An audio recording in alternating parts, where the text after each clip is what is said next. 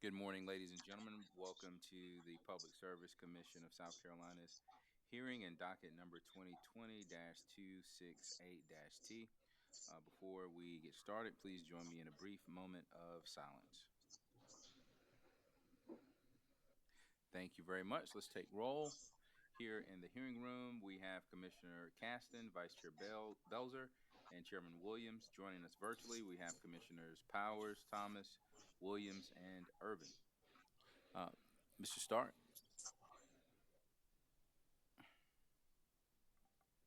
Thank you, Mr. Chairman.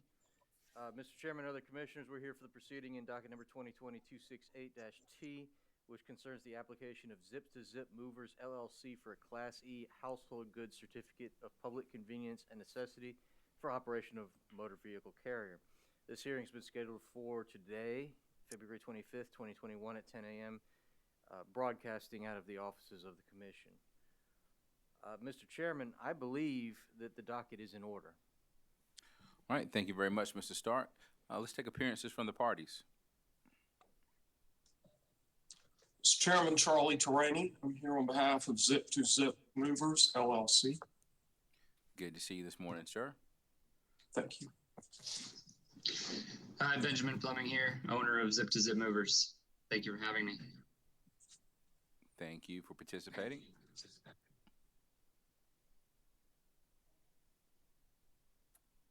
And who else do we have? Leslie Hammonds with the Office of Regulatory Staff. Good morning, Ms. Hammonds. How's it going? Good morning. Good. How are you? Doing well, doing well. Are there any preliminary matters we need to take up before we begin? None from ORS. No, Mr. Chairman. All right, Mr. Terraney, call you first witness. Oh, well, I would like to move the application into evidence before we call the witness. I'd like to move the application into evidence of Zip to Zip Movers. I apologize. Okay, and is that application including, does it include the amended tariff and amended bill of lading? No, so we're going to introduce those as amendments to the exhibits to the pre-filed. Okay, sounds good. All right, the application of Zip to Zip Movers will be entered into the record as hearing Exhibit 1. And I would like to move the affidavit of the shipper witness, Michael Ann Scott, into evidence as well. The affidavit of the shipper witness will be entered into the record as hearing Exhibit 2. Pardon me, affidavit. And now we would call our first witness, Mr. Benjamin Fleming, to the stand. Mr. Fleming, please take the stand and prepare to be sworn in by our court reporter. Yes, sir. Mr. Fleming. Mr. Fleming, if you would raise your right hand, please. It's on. Can you hear me okay, Mr. Fleming? I can. Okay, Thank you. very good. Do you solemnly affirm the testimony you're about to give will be the truth, the whole truth, and nothing but the truth? Yes, I do. Thank you very much. Good morning, Mr. Fleming. Good morning. Mr. Fleming, did you prepare or cause to be prepared 7 pages of pre-file testimony in this docket? I did, yes. Do you have any corrections or additions you wish to make to that testimony right now? No, sir. If I asked you the questions in the testimony, would your answers be the same? They would. Yes. Mr. Chairman, I'd move to introduce the pre-file testimony of Benjamin Fleming into evidence, please. The pre-filed testimony of Mr. Fleming will be entered into the record as if given orally from the stand. Now, your testimony had 2 exhibits, Exhibit A, a tariff, and Exhibit B, a bill of lading, and we filed amended exhibits A and B on February the 12th of this year. Is that correct? Correct. Do you have any changes that you would like to make to the amended tariff and bill of lading filed on the 12th of February? No, sir, I do not. Mr. Chairman, I'd move to introduce into evidence the amended tariff and bill of lading in this docket, as I guess as a composite exhibit.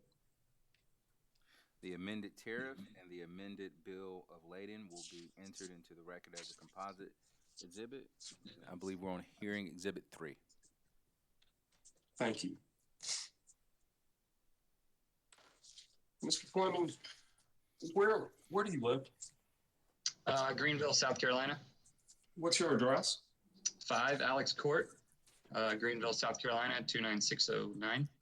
Are you from Greenville? No, originally Charleston, South Carolina. Okay. And you went to school in Greenville, right? I did. North Greenville University. Did you graduate?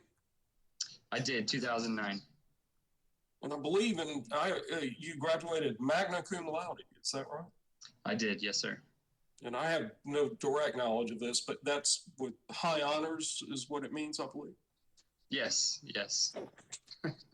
Okay. What was your major, Mr. Fleming? Major was marketing, and then 2 minors, business administration and international business. Okay. And since what year did you graduate? 2009. And since graduating, you've held a number of jobs that we've talked about in your testimony. And without getting into too much detail about them, I would like the commission to know a little bit more about your professional experience and what you've done since graduation. Sure. Initially out of college, I took on the operations management role at a company in Greenville, South Carolina, Southern Ballet. So I was kind of the lead person in operations for about 10 to 15 restaurants, hotels, not specifically in the same transportation mind as Zip to Zip, but still, managing vehicles, managing personnel. So that was kind of the initial start of my post-college career. And then since then, had a few marketing roles that kind of gave me some hands-on experience for what my education allowed. But most recently, I've kind of been hovering around the franchise management, franchise consultancy realm. So currently I'm at a company called YourPie. It's in, there's a location in Greenville, South Carolina, but I've got about 25 locations across the country, and I provide operational support, really an overall business consultancy to individual owners of these franchise locations. YourPie is a restaurant chain. I'm sorry, repeat that? Yeah, I don't know what happened there. YourPie is a restaurant chain, is that correct? It is, yes. Like pizza pie, is that? Correct, it's pizza, mainly pizza. And the headquarters is in Athens, Georgia. And prior to YourPie, I was with Restaurant Brands International. And I had about 400 locations within the Burger King sector. I don't know if any of you have heard of Burger King, but. And you've also been involved in your community. I've noticed on LinkedIn you work with some projects. What's E3? E3 is a mentoring group, and so I definitely enjoy getting to invest in the local youth. So at various times I would have I guess we call it a little or someone that I get to spend time with and invest just some value in and time with and just help them to whether they don't have a father figure or just helping align them with their community and their school and stuff like that. And the Dream Team, part of something called the Dream Team? Yeah, Dream Team is at my local church. We'll do food drives. We'll help repair homes, do debris removal if there's ever an issue or a catastrophic event. But yeah, it's just something that I get to volunteer with some other like-minded individuals. Now, you've organized Zip to Zip. I apologize. I don't know what's happening in the background. It sounds like there's a roar every time I start to speak, but we'll try to modulate. You organized Zip to Zip Movers, LLC, and you're one of 2 members of this company. Is that correct? Yes, sir. And who's the other member? Guilherme Vasquez is the second member. And how did you come to know Guillermo Vasquez? We went to college together. Him and I actually played on the tennis team. That's how we met at college. Yeah, I see tennis pro on your resume as well. Yeah, I dabble in coaching. I'm actually a head tennis coach at a local high school up here in Greenville. And what's Mr. Vasquez's involvement in the business going to be? Owner as well. He's not as much as the operational guy because he doesn't have that background. But he has a very good financial acumen that he brings to the table. So he'll be helping on that side. Okay. So why the moving business? Yeah, I always knew I wanted to be in the service industry, not so much in the product-based industry. And, I think moving is a very personal, very experiential business where you get to have a lot of communication and a lot of touch points with the customer. Economically, we've done a lot of studies on, the real estate market, kind of understanding that, it's not going away. It seems like it's, almost pandemic proof, but we just wanted to kind of merge the two together, and we arrived at moving. Have you gotten some experience? Have you gotten some experience in the business? You don't sound that bad on my end, so maybe it's just in your office. Okay, it just sounds like there's some sort of rush or grumble. I mean, I'd hate to call it a flush, but it kind of sounds like one. I think Carol Lee thinks that there is, but I don't hear it. Okay. We hear it here in the hearing room. I don't know what it is. I don't know if hold on one second. Mr. Trini, if you could not speak until the witness has stopped speaking. It's that crosstalk when both microphones are open. Thank you. We'll give that a try. Does that make sense? I will. Okay. Yes. Excuse me. So I was about to ask you about the experience you've had in the moving business. What is that? Just making sure I don't talk over. So, we've done a few labor-only moves since incorporating. Nothing crazy, but outside of we moved a lot when I was a kid, so always helped the family. So that was the first stages of my experience, but nothing too substantial just yet. How will you go about learning? Yeah, I mean, I've already kind of delved into. There's a plethora of information out there. I mean, I know there's probably over 150 moving companies just in the state alone.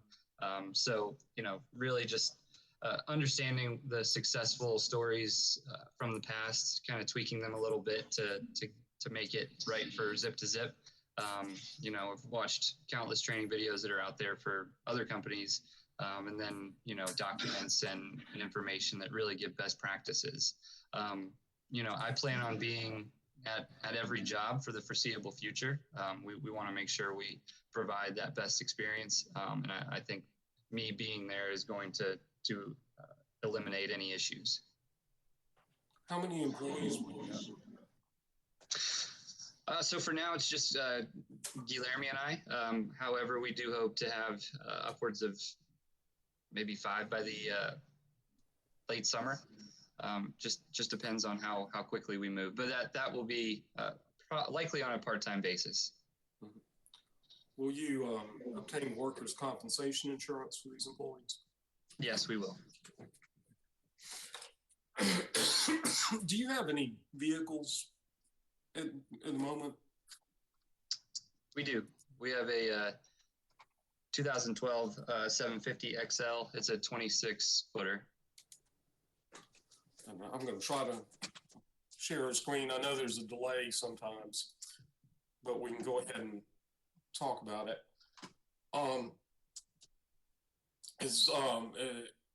If you can see the screen, is that our truck or your truck? That is my baby. Yes. All right. Do you have insurance for this baby? We do. And we've moved over to your certificates of insurance. Tell the commission what your policy limits are for liability and cargo. I actually don't have that in front of me. I'm sorry. Are they $750,000 for liability and $25,000 in cargo? That sounds right. I just didn't want to misspeak. Thank you. I understand. And I'm gonna get out of this if I can. At least I'm not a cat. Although, oh Lord. Okay, let's keep talking while I try to figure out how to unshare our screen. Because my computer's locking up. Can everybody hear me? Yes. Okay, good. Now, do you think you'll be buying any other vehicles? Yeah, I think potentially by the end of the year we'll have two to three total vehicles, pending our flow. Okay. And commissioners, I apologize. My computer is locked up and it's not allowing me to get out of the screen sharing mode for the time being. So I will do it as soon as it quits churning, but we'll keep going. Have you, now you filed a tariff and you have a bill of lading attached to your testimony. Excuse me. And let's tell the commission a little bit about, well, first of all, do you understand that you need to maintain copies, records, have a bill of lading for each move that you're going to do? Yes, this is understood. And it needs to be numbered consecutively. Yes. And you have to keep it on file because the ORS may come audit it. Is that correct? Now you have a tariff, and let's assume that I come to you in Greenville and I need to move my house from Greenville to, well, let's say Columbia. It's 2,000, I tell you. Oh no. I guess I'll be representing myself now. Just kidding. So can we give Mr. Torini an opportunity to log back on? All right. I'm getting, yes, we can do that. So we're just going to wait for him to log back on.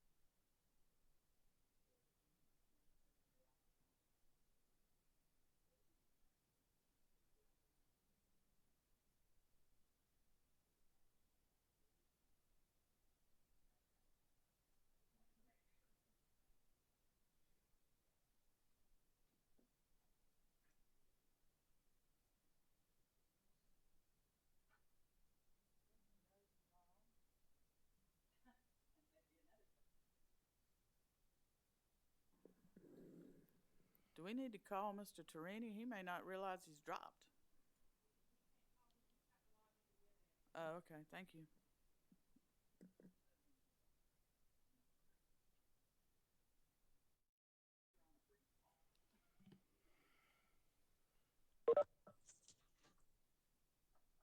I apologize. Y'all have me back? Yes. Okay. I really don't know what's happening. All right, Mr. Fleming, we were talking about a move, a hypothetical move from Greenville to Columbia. Could you please tell me how that move would work?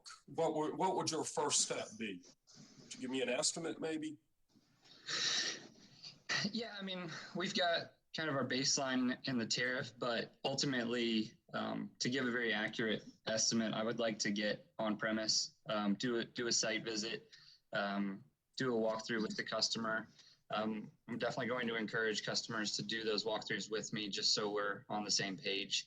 But really, just walk around their premise, understand the layout of the house, see how many square footage it is, the amount of rooms, bedrooms, furniture that they have. I would like to snap pictures of anything that's cumbersome or anything that's on the schedule in the tariff. Get an idea for this, if there's any elevators or stairs in the home. And then I would take that information, kind of understand the distance between point A to point B, and the time frame that it would take, kind of compile this data and really just get them an estimate. Okay. And we would provide a bill of lading in the beginning of that, and then afterwards, we would really gauge the full extent to what that move takes. So if it's less time, we want to make sure that we're not charging the full extent of that. If it's more time, kind of confirming with the customer that they understand that's on hand and a potential as well. Okay, great. Now, tell me about how you plan to, and I'm asking a marketing major, and somebody who's obviously very steeped in it. How are you going to go about marketing your business? Sure. Well, I've been in the Greenville region for upwards of, 12 total years. I've made a lot of relationships. I really like the grassroots guerrilla marketing. I've started making those partnerships with some local real estate agents. My goal is to have monthly meetings just to make sure that they know that we can help provide support to their customers that they buy and sell for. A lot of social media marketing. I'm very, abreast of like geo-targeted marketing, esoterics. So just leveraging our money in the best way possible, and making sure we hit people and target people that are in that mindset and in that phase of life of moving. We also want to activate print. So we'll do postcards. We'll send out mailers, kind of watch the market and any reporting that we have to get that out to the public, to those that are coming up ahead and moving. Where do you see your business in the next 5 years? Mr. Chairman, Yes, Vice Chair Belzer. may I ask Mr. Torini to repeat that question? It was totally garbled. Thank you. Mr. Torini, please repeat the question. And again, I've gotten to the point where I'm just used to technology problems. So it may not bother me as much as it bothers others, but just so you know, that roar has not gone away. So I don't know if it's your computer or your phone or it's us here, but we're having some difficulty hearing you. Mr. Chairman, I don't know. We worked with the audio settings before the hearing with Mr. Erskine and weren't having problems, and suddenly we are. And I'm having some problems in my head as far as lockups, but I'll repeat. Mr. Fleming, where do you see your business in the next 5 years? Yeah, I would like to see, an addition of 2 to 3 trucks a year. So upwards of 15 to maybe even 20 trucks within 5 years. I know we're aggressive in that goal, but we definitely see a need in the community for serving. And, we would like to likely be intercepting upwards of 500 to 750,000 revenue a year at the 5-year mark. Have you been convicted of a crime or had any complaints or judgments against you, Mr. Fleming? No, sir. Not that I'm aware of. How about your partner? No, sir. Are you familiar with and do you agree to comply with the statutes and regulations of the Public Service Commission in the state of South Carolina? Yes, sir. Mr. Fleming, thank you. And thank you, commissioners, for putting up with the technical difficulties we've had. Please answer any questions that Ms. Hammonds or the commissioners may have for you. All right. Ms. Hammonds? Thank you, Mr. Chairman. No questions from ORS for the witness. Thank you, ma'am. Commissioner, questions? Mr. Chairman. Yes, Mr. Commissioner. Chairman. Yes, sir. Delton Commissioner Powers. Thank you, Mr. Chairman. Mr. Fleming, can you hear me okay? Yes, sir. And good luck to you with this venture. If you're going to have employees, are you willing to make workers' compensation insurance part of this application? Absolutely. Okay.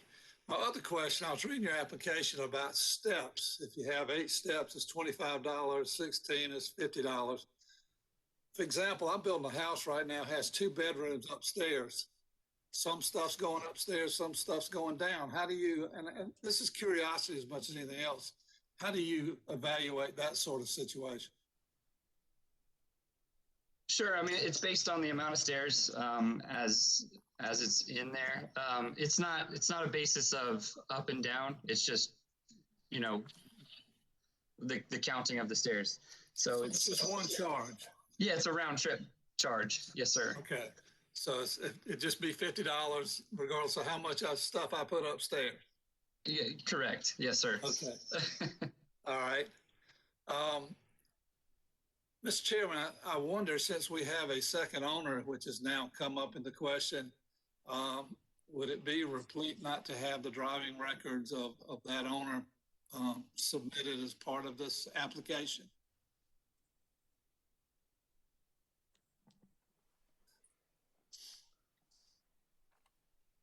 You can request that, Commissioner Powers, but I don't think it's necessary. Is that If it's not necessary. Is that something you would like to request? No, I just didn't know there were 2 owners. I was concerned, but he's testified his partner has a clean record. I'll accept that. Okay. Thank you. That's all I'd have. Thank you, Commissioner. Mr. Chairman, this is Commissioner Thomas. Commissioner Thomas, go ahead, sir.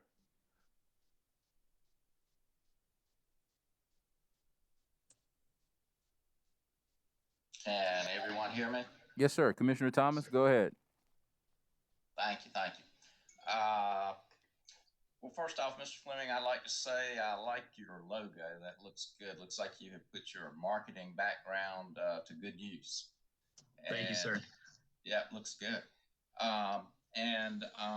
Just kind of a question along the same lines as Commissioner Powers had about the staircase moves.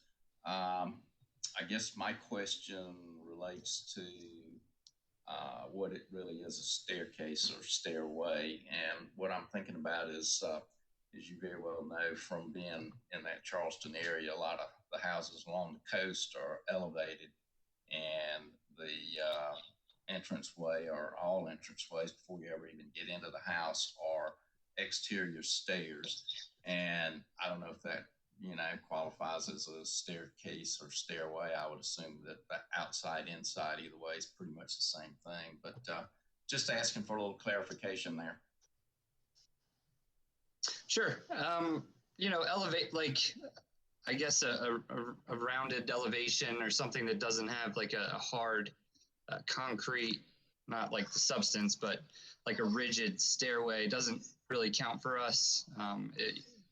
It's more the fact of a man-made structure. So for every 8 steps, it'll be a $25 charge. Again, that's a round trip fee, so it's not we're not charging $50 if we go up and down the stairs. We do expect to come down eventually. And then if we do have 10 steps, we're kind of rounding down for the customer. So 10 steps would be $25, 16 steps would be $50, and so forth. Okay, well, I guess my question really was more along the lines of when you have these exterior stairways, like at beach houses, you commonly have before you ever even get to the living area. I assume that is part of the calculation. Yes, sir. Yeah, sorry if I misunderstood the question, but yes, if we're carrying or moving any type of household goods or furniture up and down those stairs or just down those stairs, that'll incur that fee. Okay, thank you. That's all I have. Yes, sir. Thank you. Any more commissioner questions? Chair Williams. Commissioner Caston.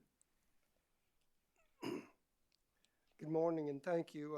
Just one question, I guess, I wanted to make sure I understand it. In section 3.41, the valuation of your, I think that's in your tariffs section. Yes, sir. Am I understanding that section to say, for example, let's say I have a flat screen TV that weighs 50 pounds. Mine felt like it weighed 500, but I'm sure it was about 50. And it says the valuation would be determined well, if it's 60 cents a pound, and let's say you dropped it in transit or moving it up those stairs and you destroyed it, am I understanding that my flat screen TV, you're going to only cover $30 of it? That is correct, sir. But we will offer that additional insurance should they want a premium on that. And I seem like I remember seeing that in that section too. You did that, but and you would let folks know that up front, right? Absolutely, yes. That would be included in our bill of lading and kind of our contractual agreement that we have. So is it like a separate insurance policy through you guys, or I mean, is that going to be well defined? Like it's going to cost me another $100 for this insurance if you break my stuff? Correct, and you can do that through third party as well. But that premium insurance is available upon request, and we'll help navigate those waters for the customer. Okay, thank you. Yes, sir.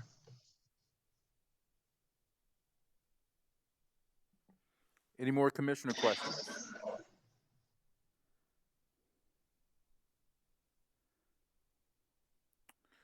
All right, hearing none.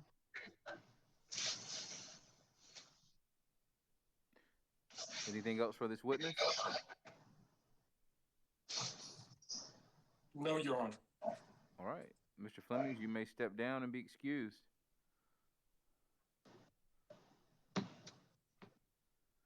ORS. Thank you, Mr. Chairman. As the Commission is aware, ORS did not file direct testimony in this matter. We did file on today's date, February 25th, a letter with the Commission stating that ORS has reviewed the application and conducted its inspection of the applicant's records and equipment. Based on that review, ORS is of the opinion that the applicant would meet the requirements of Fit, Willing, and Able. As we stated, we didn't file pre-file testimony. However, we do have witness Thomas McGill available if the commissioners have questions. And at this time, I'd ask for the letter I referenced, the February 25th letter, to be entered into the record as the next hearing exhibit.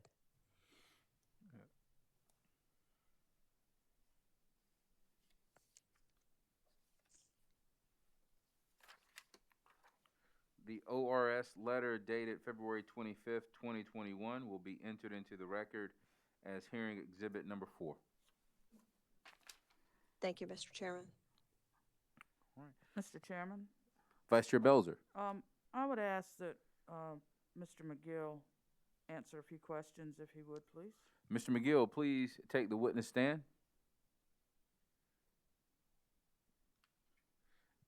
And wait to be sworn in by our court reporter. Do you solemnly affirm the testimony you're about to give will be the truth, the whole truth, and nothing but the truth? I do. Thank you very much. May I proceed? Please proceed, Vice Chair Belzer. Good morning, Mr. McGill. The headphones look new. Yes, ma'am. Thank you very much. Hope they help us. Yeah, Mr. McGill, please tell me where you're employed and in what capacity. Yes, ma'am. I'm employed by the South Carolina Office of Regulatory Staff in the Safety, Transportation, and Telecommunications Department as the Assistant Manager of Safety, Transportation, and Emergency Response. And did you have an occasion to meet with Mr. Fleming or Mr. Vasquez with Zip-to-Zip Movers?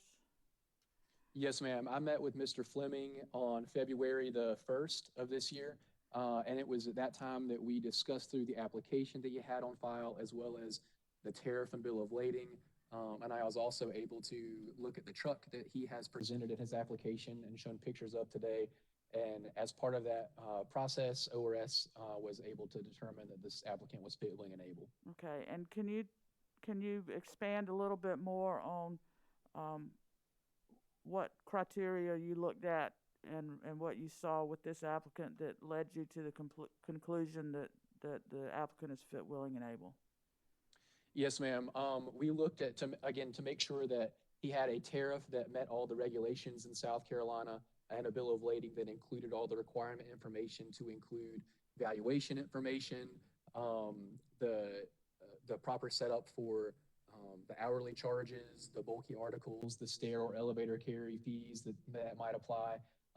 And then as part of the inspection of the truck as well as equipment, we look to see that he does, or the applicant does have the proper equipment or things that could adequately serve customers whenever they do moves. Okay. And where did you meet with Mr. Fleming? I met with him at the address in his application, the 5 Alex Court in Greenville, South Carolina. And is that a business address or a residential address? That is his residential address. Okay. Mr. McGill, thank you for your testimony today. Mr. Chairman, that's all I have. Any more questions for Mr. McGill? I have one, Your Honor. Mr. Torini. Mr. McGill, is the 60-cent a pound valuation standard in the moving industry in South Carolina and elsewhere? Yes, sir. The 60 cent per pound is the state minimum that is included in every tariff. And then if companies choose to offer a higher valuation option, that is their business decision. Thank you. That's all I have. All right. If there are no more questions for Mr. McGill, he may step down from the witness stand.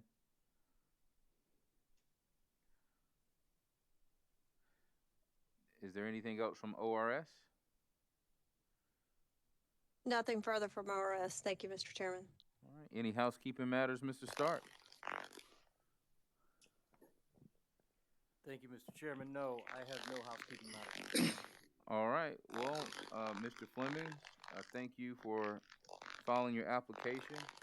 The commission will get a decision to you at some point in the near future. Thank you all for your assistance. All right. Everyone have a good day. We're adjourned.